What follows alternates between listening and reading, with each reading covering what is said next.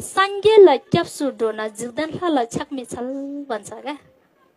बुद्धको शरणमा गइसक्नु भए पश्चात तपाईहरुले सांसारिक देवी देवताहरूको शरणमा जानु मिल्दैन। कारण छ फेरि यतिकै मिल्दैन भनेको होइन नि। र आरिस गरेर डाहा गरेर हेपेर होच्याएर फेरि अरूकोमा नजाऊ भनेको होइन। यसमा तर्क छ, कारण छ, लजिक हरेक कुरा छ। यस कारण भनेको फेरि किन नजाने?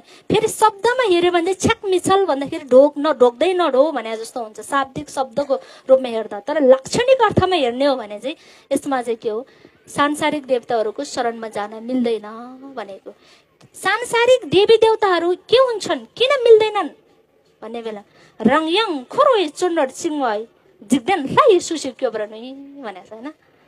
स्वयं आफू नै कर्म क्लेशको सांग्लोले बाँधेर यो चक्रमा सांसारिक कारागारमा फसिरहेको छ भने के त्यस्तो चिजले तपाईँ हामीलाई मुक्त गर्न सक्छन्, दिन सक्छ?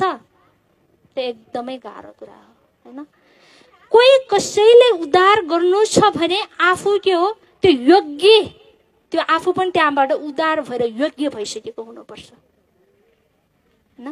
र सांसारिक देवी देवताहरू भनेको चाहिँ कस्तो हुन्छन् भन्दाखेरि उनीहरू आफै पनि यिनीहरूमा पनि देवलोकमा पनि फोतङ्गी दुङ्गल भन्ने छ क्या हैन।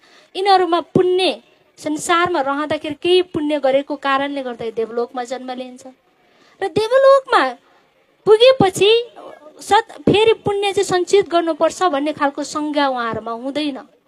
अनि त्यो हुँदै गर्दाखेरि पुण्य चाहिँ बिस्तारै पतन भएर च्युत भएर जाने हुँदाखेरि पुनः फेरि के हो यसरी नै खुरुवामा भन्छ नि यो भव चक्रमा चाहिँ फेरि घुमिरहनु पर्ने हुन्छ उनीहरू पनि हैन। यसकारण या उनीहरू आफैमा के हो कर्म र क्लेशको सांग्लो छ नि त्योबाट पूर्ण रूपमा चाहिँ मुक्त भएको हुँदैन। यसकारण सांसारिक देवी देवताहरूले मान्दाखेरि मोने सुशीलामा चाहिँ ज्याबला होइ मोने आसी पेली हैन त्यस्तोहरू पनि छ नि त है। त्यो चाहिँ के हो भने मुक्त गर्न सकिने उहाँहरूसँग या शरण योग्य चिज होइन। यो भन्दै गर्दा फेरि चाहिँ भगवान बुद्धले चाहिँ मुक्त दिन्छ त्यो पनि होइन है।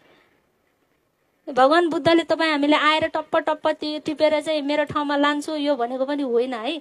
उहाँले देखाउनु भएको मार्ग र उहाँले सिकाउनु भएको मूल उपदेश शिक्षाको सही तवरले सम्यक तवरले चाहिँ स्वयं आफूले कर्म नगरेसम्म हैन, स्वयं आफूले कर्म गर्नै पर्छ र तत्पश्चात मात्र आफ्नो कर्मको बलले चाहिँ के हुने हो त्यसमा चाहिँ बिस्तारै के हो पुण्य या ज्ञान सम्भार यो पञ्चमार्गहरू जुन छ त्यसरी नै जाने नै हो हैन।